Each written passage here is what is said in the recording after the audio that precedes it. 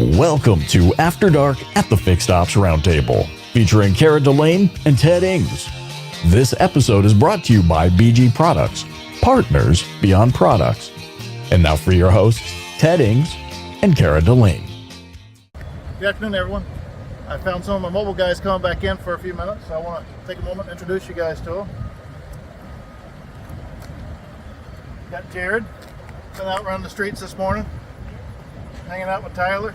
These two are a shady bunch right here. Be careful if they show up to your house. You got Patrick? Harley? Yes, sir. Last name is Davidson. Yep. If you find him on social that way. Got Poe? Hello, Poe. These guys make it happen as well. I have more. The smoke's still out in the field. We got a couple more here right now. Nate? Nate also got him a new ride recently. He's been rolling around showing it off. We got Michael. These two guys have been a pair for, what, 4 years now? Yeah. Working 4 years, yes. Just round it up. Just round it up, yeah. Appreciate what you guys do, and I'll see you guys in a few minutes. And we're back at the Fixed Ops Roundtable live pop-up event here at BOZARD, and we're making a switch now. And it is time, what everybody's been waiting for. We're going to talk about mobile service, right, Ted? So we have 4 wonderful people with us. So just starting down the line, please your name and what you do here. My name is Harley. I work on the mobile truck. Okay. My name is Jasmine. I'm a mobile service coordinator. I'm Michael. I'm one of the mobile service technicians. And I'm Nate. I work on the Multitron. All right, cool. Jasmine, you and I had a chance to meet earlier on a Yes. Cups roundtable that we did, so congratulations to you. Talk to us a little bit on taking on some of the new roles, okay, that you're doing and some of the other team members are doing. Jasmine, talk to us a little bit about that first, if you don't mind. So, are you pretty much asking what we're doing on a daily basis? Yeah. So typically I schedule for the mobile truck. Day-to-day basis, I'm pretty much just scheduling for them, making sure they have all the parts they need in order to make it throughout the day. Answering calls throughout the day if they run into any issues. So I'm on the phone like 24/7 between scheduling customers and helping the guys get through the day. And for our technicians here, how do you develop the skills to be customer-facing as a mobile service tech? Honestly, I think it's natural. It has to be something that you want to do. Because, I feel like originally, just talking to customers, I find it easy. So, I guess so it's a perfect fit for me. Do you think it's more challenging to be operating on a mobile service man than it is to work in the shop? It's from a customer, for us, face-to-face with the customer is easier because you're more direct with the customer. So, there's no second party. It's great, you and the customer. So, the transparency is 100%.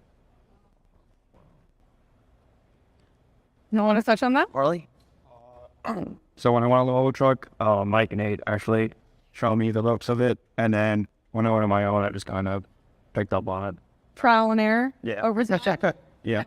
And I got a little bit of training from doing, it's called a concierge at pickup and delivery. I was helping delivering and picking up vehicles and just started talking to customers from that point of view too. Now, I have to ask, because I have actually been on the side of the road and needed a mobile service truck to come to me. So I've been in a lot of crazy experiences on the side of the road. What is something that's been the craziest, most memorable thing that y'all have seen being mobile service techs? The one thing that we've seen is going to a customer's house and they have one of every Mustang GT350 of all different model years. Wow. It was pretty crazy. That's a good day. Yes, it was. Anybody else have any crazy stories? I would say the craziest thing is we had a customer, they were traveling, they had a baby, and they turned on their wipers, and the key flew off the vehicle, and they were stranded on the side of the road, and we had to help them get back on the road. So the key was? It flew off off the highway. Yeah. He got out and set his wipers. Yeah. So we had it up there. And it just flew off. They were leaving the store, so the vehicle would start still, but once they turned on the wipers, the key flew off the vehicle and they were stranded. That is crazy. Wow. Mike, any crazy stories? Or? Like how they shared. Crazy stories. It's all right. It's just so many. I don't know the thing. What? Here. Crazy. Not so much. It's more of my golf players. Can you tell it or?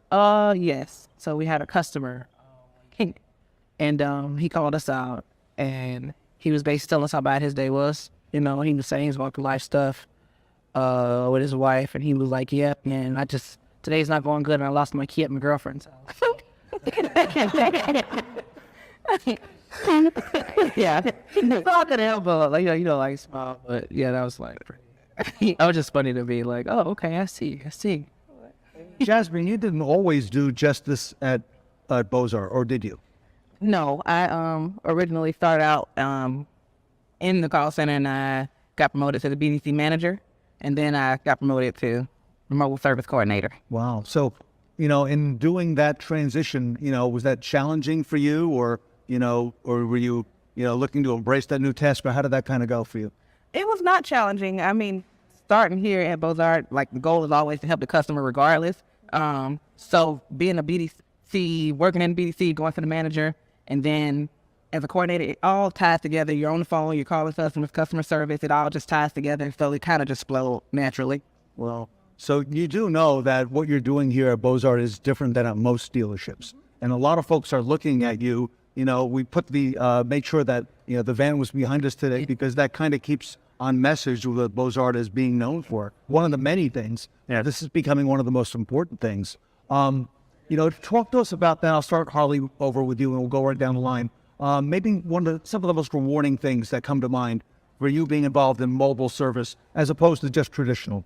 So I had one actually last week where we had to go do a service for this family, and the kid was home, and he was like very interested on wanting to like do something. So he went and go eat lunch and finish up on the car.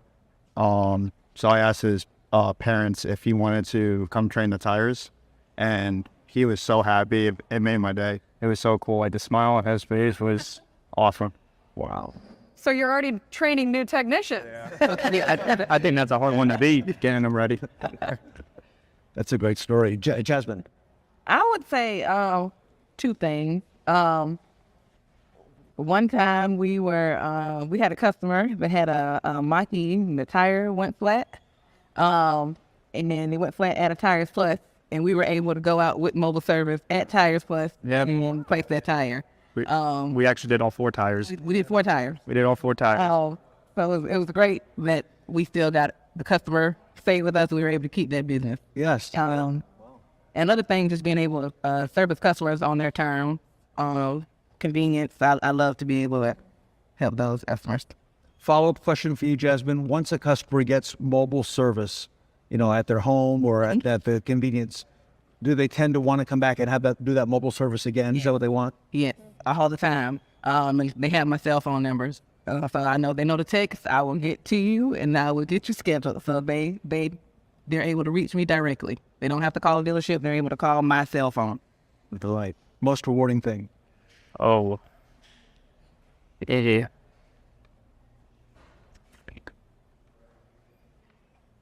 Or Nate, you can go as well. Okay, so I would say this because we work as a team. Of course, me and Mike are a team, and I would say the customer interaction, and like I would pick out off what Jasmine said. It's just people are just so grateful that you're able to make the day more convenient for them, and especially like what people.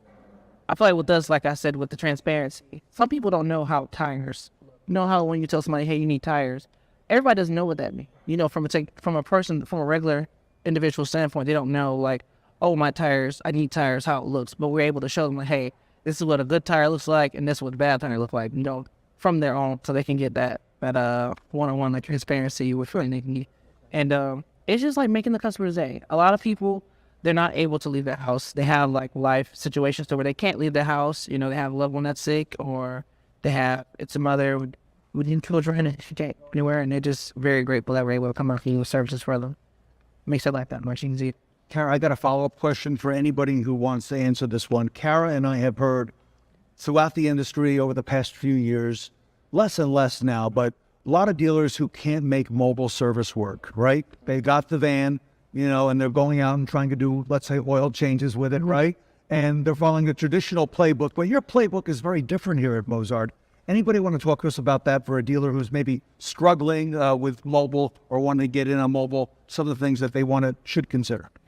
I would say that we are authentic. Like all of us, like I can speak for the mobile, like we chose, like this is what we want to do. Like nothing was forced. Everybody make the decision and that's what they want to do. They like doing it. So I would say every dealership I'm sure have their challenges. And I would say there is something that a dealership is probably struggling with that they can use mobile to benefit. So if you're backed up a couple weeks and you're getting in recalls or when you get an oil change, they back up the technicians just doing oil changes. There's something that a mobile truck can do to rid you of that hassle. So it's free up some space in the shop where technicians actually have time to work on the more involved repair. Jasmine, how many mobile trucks down does BOZARD have? We have 10. Do you think there's going to be more down the road in the future? I mean, yeah, if it keeps growing, I can see that. You're ready for it. I'm ready. Any advice to anybody watching us out there or that sees this video that maybe wants to become a mobile service tech in the future? Anybody, yeah? Advice. I would say just make sure it's something you want to do. Like you said, don't be forced because, I mean, it can be some hot days. It can be some rainy days. It's new, so like you're laying the blueprint, so you're going to have to go through some challenging situations. So it's got to be prepared for that. We're really honored to have all of you with us here today. I know Ed gave us an introduction with some of you out of the vehicles as well, but really fantastic job that you're doing here with mobile. And Kara, what a great experience for us to get to see it first. I know, seeing it firsthand finally after talking with Ed for many years now about just how successful we all are. And I don't even know if you all know the kind of spotlight that you have in our industry. Everybody talks about it. I could walk in a dealership in any state, and if they have a mobile service van, and I did it yesterday. Yes, you did. I walked into one in New Jersey, and he was talking to us about mobile service, and he was like, oh man, BOZARD, I've been watching them, taking notes. So I don't know if you guys know that you're a trendsetter in this industry. So it's something to be really proud of, and congratulations on all your successes. Thank you. Everybody, this is the mobile service team, a big part of the mobile service team here at BOZARD Ford. We're at the pop-up event for the Fixed Ops Roundtable here in St. Augustine, Florida. So everybody, thankful, and we're very grateful to all of you. Thank you. Thank you.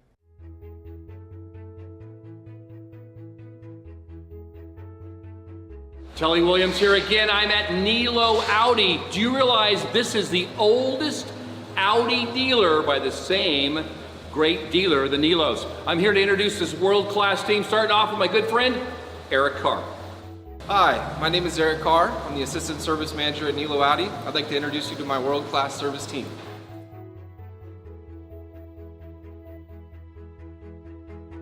Hello, my name is Diego Garnica, and welcome to Nilo Audi.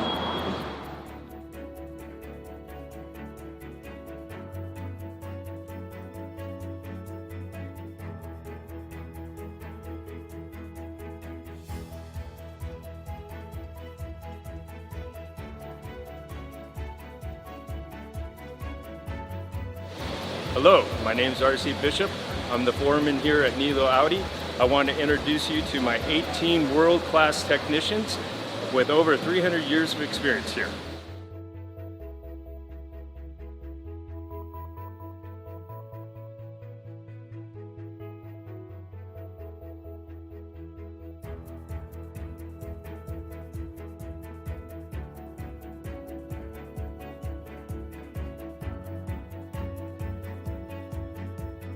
My name is Isaac Gonzalez. I am the Parts Assistant Manager. Welcome to our Parts Department, where I will be presenting to you our world-class parts team. And remember, parts sells ours.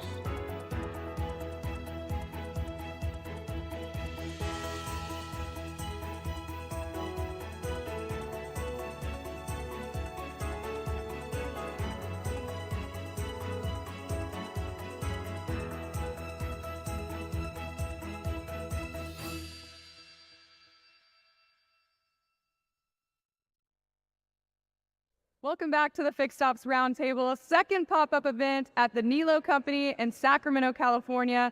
We've seen so many great segments already today, but now it's time to dive into X Time with these lovely gentlemen. We're ready. Ready. Kara, not only is the NIELLO Company focused on the hours and they use some great technology, but they've got some great processes on the ground as well. So, Tully, I'll let you tell us a little bit more about that today. Appreciate it, Ted. Thank you so much for coming out. Welcome to the NIELLO Company. But here's the process. The process is that you have to have a process, and then you must follow it and have great vendor partners or people that care to make sure it happens. So we believe X Time works for us to help us sell hours, from the process of writing them up in the morning to the process of making sure the technicians are doing those great inspections and making those recommendations we'd sell our family members, to quality videos and pictures, which has always been a challenge. And then, of course, making sure our great technicians, our great people in the parts department get those quotes out. And then, of course, we have to send them to the customer.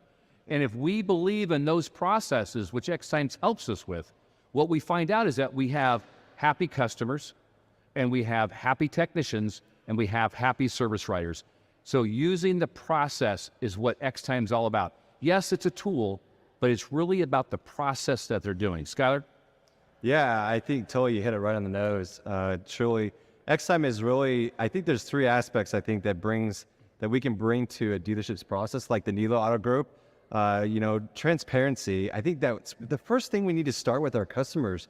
Right at the get-go, when we talk about checking in that customer, Tully, you talked about that, is transparency. What is that customer's experience going to look like when they show up, and what do you expect from them? And then optimization, I think that's a big key, right? Making sure, like you talked about your technicians, your advisors, having the necessary tools like X Time, Engage, and also Inspect to really bring that power of optimization to really have what they need at their hands to be able to do their job.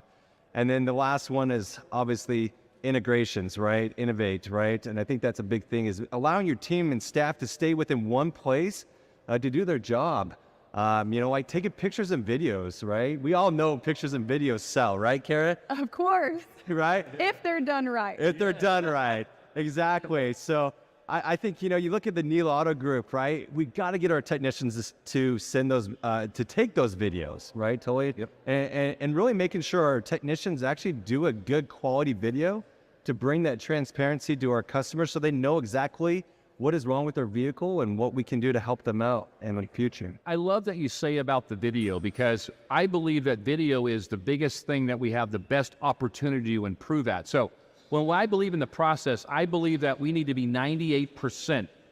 I say 98%, I'll say it one more time, 98% to 100%, not 50% of this and 20% of that. If your people believe in the process, it happens. So now the technicians believe in the videos, and they believe that they help sell the customer those hours and those great recommendations. Guess what we brought in? And I think that we have is that we drive contests and make it fun. So what we did last month is that we had a contest that each store each week got a $100 winner, but then we pulled them all together for the month, and the best video, tech video, guess what? $2,000 that technician can win. So really the video, Skylar, you're spot on. Those videos are important, plus the pictures of the red. So the next thing is that if you have the process, you have a great product like Skylar does, and what we need is great support. And this is where my good friend Luke comes in, and he's the guy that has to listen to my service manager and says, Luke, how do I get in the green? How do I get in the green? So talk to us, Luke. Yeah, so like Tully was saying, it's very important to make sure we got the process down, but another key aspect is the communication between myself, Tully, and all of the service managers to make sure we're all on a consistent process. And if we do have stumbling blocks, how to fix it and move on. And then when we meet once a month and we go over their numbers to make sure, hey, are we headed on the right path? Are we doing the right things? Or something we missing? Or something we can make better improvement on the process? So it's a continuous process. We always got to work together. And with a great team like he has, it's really come together real well. So when you look at the power, is that I think that when you look at a store that's successful, it was interesting that Luke had a great observation this week that he's been here, is that our team is less stressed. And I believe that if our employees are less stressed, they have better opportunities to make their customers happy. Because the business that we're in is what? We're in repeat and referral business, and we sell hours, but it starts with repeat.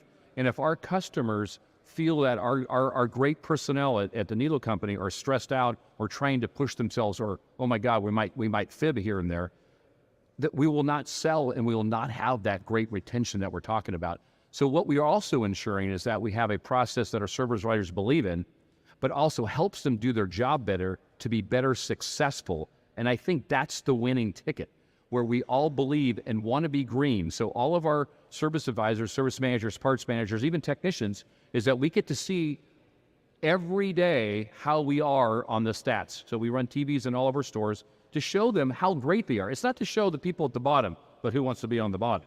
Our goal is that how do we make those successes? And then show the technicians how many hours they're selling off of those great recommendations we'd sell our family members. Show the success of those videos and pictures, and that turns into how many hours they're producing for that month is the winning ticket. Tully, I'm so focused on the fact that you speak about transparency, and we are now in an age of transparency on the fixed operations department. Skylar, the relationship that the NIELLO company has with X-Time and Cox Automotive, Skylar, that's truly amazing, okay? And that the communication you've got, the support you've got with Luke is really second to none. You talk about amazing. The Nilo Auto Group and all of our top performers at Cox Automotive and X-Time, these videos mean something to your customers. And what it means to the dealership is that we're seeing these recommendations with these videos and pictures being sent out to these customers responding in 6 minutes or less of these approvals. And we're seeing these stats. So if you really truly want to talk about a partnership, this is a true partnership with Cox Automotive and X-Time and the Nilo Auto Group. And we're so proud that the Nilo Group has done an amazing job with and following our processes and just really, truly staying on that straight and narrow path of those processes to make sure that their customers are truly taken care of. And their customers should be really proud that they bought a vehicle from the Nilo Auto Group. Amen on that.